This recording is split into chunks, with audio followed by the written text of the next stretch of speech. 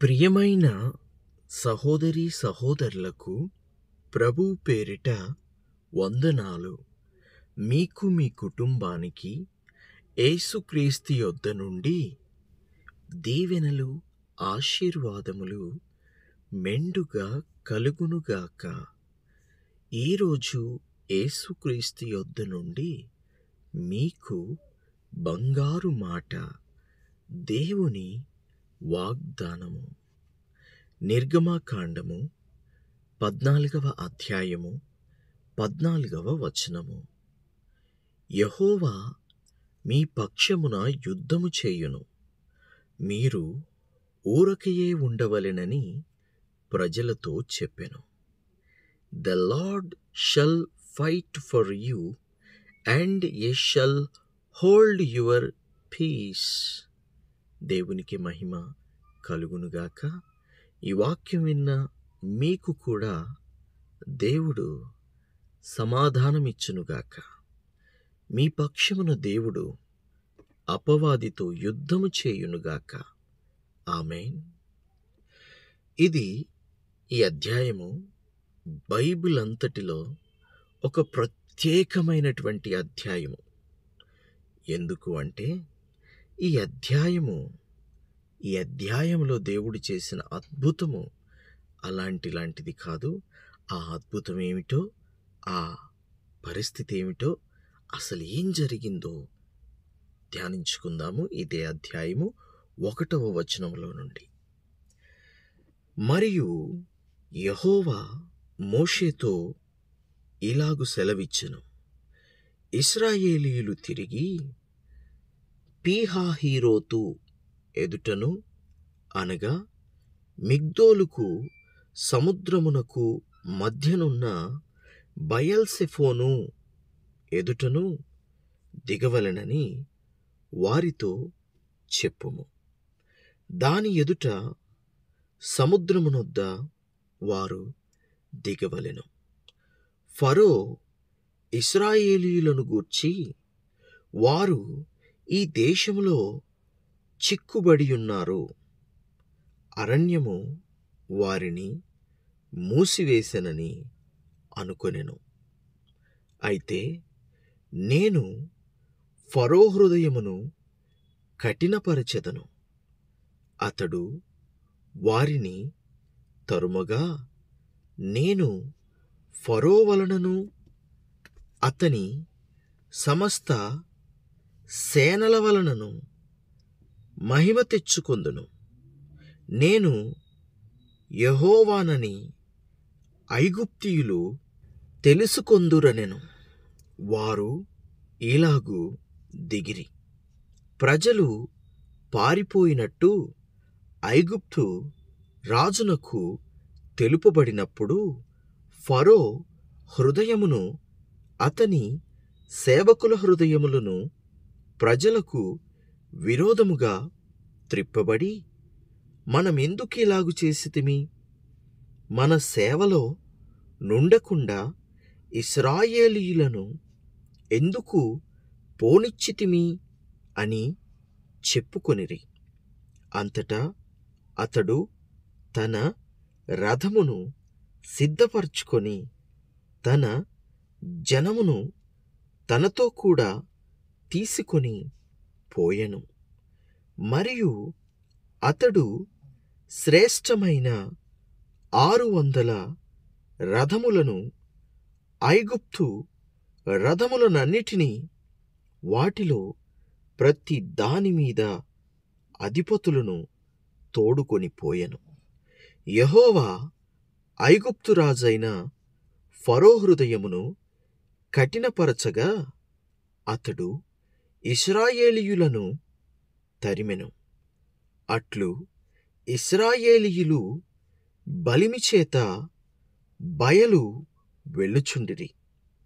ఐగుప్తీయులు, అనగా ఫరో రథముల గుర్రములన్నీయు, అతని గుర్రపు రౌతులు, అతని దండును వారిని తరిమిరి.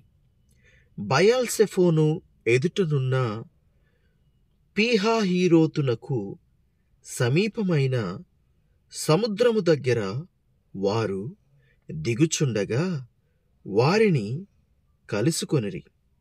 ఫరో సమీపించుచుండగా ఇశ్రాయేలీయులు కన్నులెత్తి ఐగుప్తీయులు తమ వెనక వచ్చుట చూచి మిక్కిలి భయపడి యెహోవాకు మొర్రపెట్టిరి.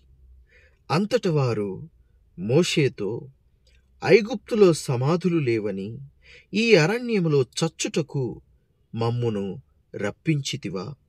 మమ్మును ఐగుప్తులో నుండి బయటికి రప్పించి మమ్మును ఇట్లు చేయనేలా? మా జోలికి రావద్దు.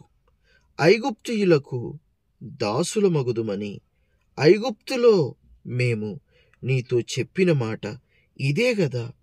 మేము ఈ అరణ్యమందు చచ్చుట కంటే ఐగుప్తీయులకు దాసులమగుటయే మేలని చెప్పిరి. అందుకు మోషే, భయపడకుడి, యెహోవా మీకు నేడు కలుగజేయు రక్షణను మీరు ఊరక నిలుచుండి చూడుడి. మీరు నేడు చూచిన ఐగుప్తీయులను ఇక మీదట మరి ఎన్నడును చూడరు. యెహోవా మీ పక్షమున యుద్ధము చేయును, మీరు ఊరకయే ఉండవలెనని ప్రజలతో చెప్పెను. అంతలో యెహోవా మోషేతో, నీవేళ నాకు మొరపెట్టుచున్నావు? సాగిపోవుడి అని ఇశ్రాయేలీయులతో చెప్పుము. నీవు నీ కర్రను ఎత్తి సముద్రము వైపు నీ చెయ్యి చాపి దాన్ని పాయలుగా చేయుము. అప్పుడు ఇశ్రాయేలీయులు సముద్రము మధ్యను ఆరిన నేలను నడిచిపోవుదురు. ఇదిగో నేనే ఐగుప్తీయుల హృదయములను కఠినపరచుదును. వారు వీరిని తరుముదురు. నేను ఫరో వలనను అతని సమస్త సేనల వలనను అతని రథముల వలనను అతని గుర్రపు రౌతుల వలనను నాకు మహిమ తెచ్చుకొందును. నేను ఫరో వలనను అతని రథముల వలనను అతని గుర్రపు రౌతుల వలనను మహిమ తెచ్చుకొందునన్నప్పుడు నేను యెహోవానని ఐగుప్తీయులు తెలుసుకొనెదరు. అప్పుడు ఇశ్రాయేలీయుల ఎదుట సమూహమునకు ముందు నడిచిన దేవదూత వారి వెనుకకు పోయి వారిని వెంబడించెను. ఆ మేఘ స్తంభము వారి ఎదుట నుండి పోయి వారి వెనుక నిలిచెను. అది ఐగుప్తీయుల సేనకు ఇశ్రాయేలీయుల సేనకు నడుమ ప్రవేశించెను.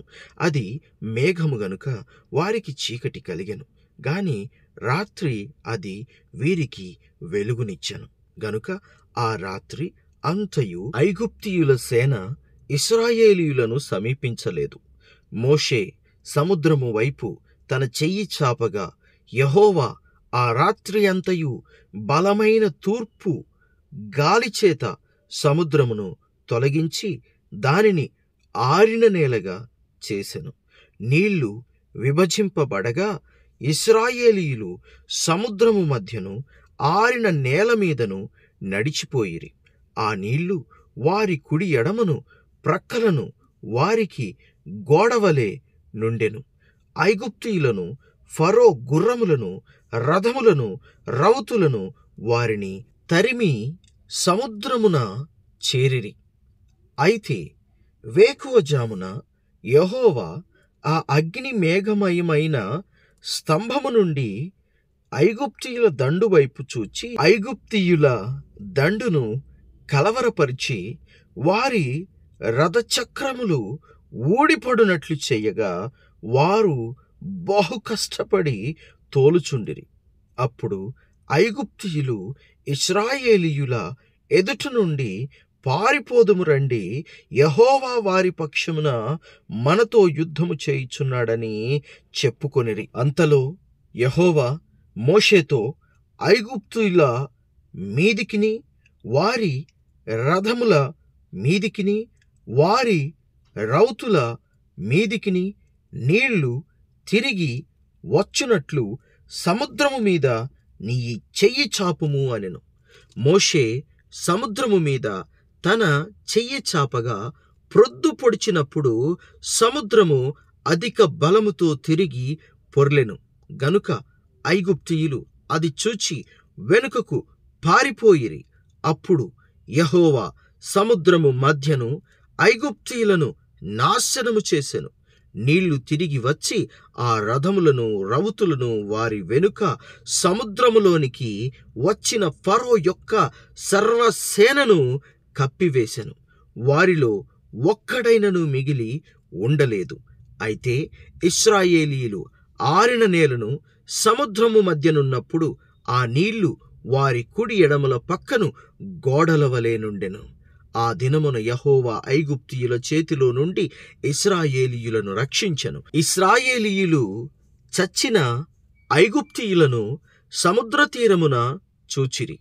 యెహోవా ఐగుప్తీయులకు చేసిన గొప్ప కార్యమును ఇశ్రాయేలీయులు చూచిరి గనుక ఆ ప్రజలు యెహోవాకు భయపడి యెహోవా యందును ఆయన సేవకుడైన మోషే యందును నమ్మికముంచిరి. దేవునికే మహిమ, దేవునికే స్తోత్రము కలుగునుగాక. వింటున్న దేవుని బిడ్డలారా, విన్నారు గదా ఎంత గొప్ప కార్యము మన దేవుడు చేశాడో. కొన్నిసార్లు పరిస్థితులు నీ చేతుల్లో ఉండకపోవచ్చు, నువ్వేమి చెయ్యలేకపోవచ్చు.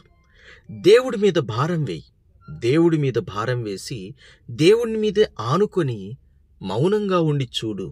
దేవుడే కొన్ని కార్యాలు చేస్తాడు. మనం ఏమి చెయ్యలేనప్పుడు అది దేవుడికి అప్పగించడం ఎంతో మేలు కదా. ఇప్పుడు ఆ ఐగుప్తీయులను ఎదుర్కొనే శక్తి ఇశ్రాయేలుకు లేదు. మరి వారు ఏం చేశారు? మౌనంగా ఉన్నారు. దేవుడు చెప్పినట్టు, మోషే చెప్పినట్టు ముందుకు సాగిపోయారు. దేవుడే సముద్రాన్ని 2 పాయలు చేసి ఆరిన నేలను ఇశ్రాయేలీయులను నడిపించాడు. ఇది ఏ మనిషి చేయగలడు? దేవుడే చేయగలిగాడు. దేవునికి మహిమ కలుగునుగాక. ఇట్టి అద్భుతములు, ఇట్టి ఆశ్చర్య కార్యములు నీ జీవితంలో కూడా జరుగునుగాక. అలా జరగాలని ప్రార్థన చేద్దాము. ఏకీభవించండి ప్రార్థనలో. తండ్రి, మీకు వందనాలు. దేవా, మీకు స్తుతులు, స్తోత్రాలు. అయ్యా, ఈ వాక్యం విన్న ప్రతి బిడ్డని, వారి కుటుంబములను ఆశీర్వదించి దీవించు తండ్రి. కొన్నిసార్లు అనారోగ్య పరిస్థితులు, అప్పుల బాధలు, శత్రువుల సమస్యలు, చాతపడి క్రియలు, బాణామతి క్రియలు, అలాగే నాయన కావాలనుకున్నది దొరకకపోవడము, ఇవన్నీ కూడా కొన్నిసార్లు మా చేతుల్లో ఉండవయ్యా. కానీ అవన్నీ బాధ్యతలన్నీ నీ చేతుల్లో పెడుతున్నాం. నువ్వు తప్పక నెరవేర్చి జరిగించి మీ నామాన్ని మీరే మహిమపరుచుకొని ఘనపరుచుకోమని, తప్పక మీరు మాకు సహాయం చేస్తారని, ఈ వాక్యం విన్న ప్రతి బిడ్డకి మీరు మేలు చేస్తారని నమ్ముతూ విశ్వసిస్తూ ఈ ప్రార్థనంతయు యేసు నామములో అడుగుచున్నాము తండ్రి. ఆమేన్, ఆమేన్, ఆమేన్.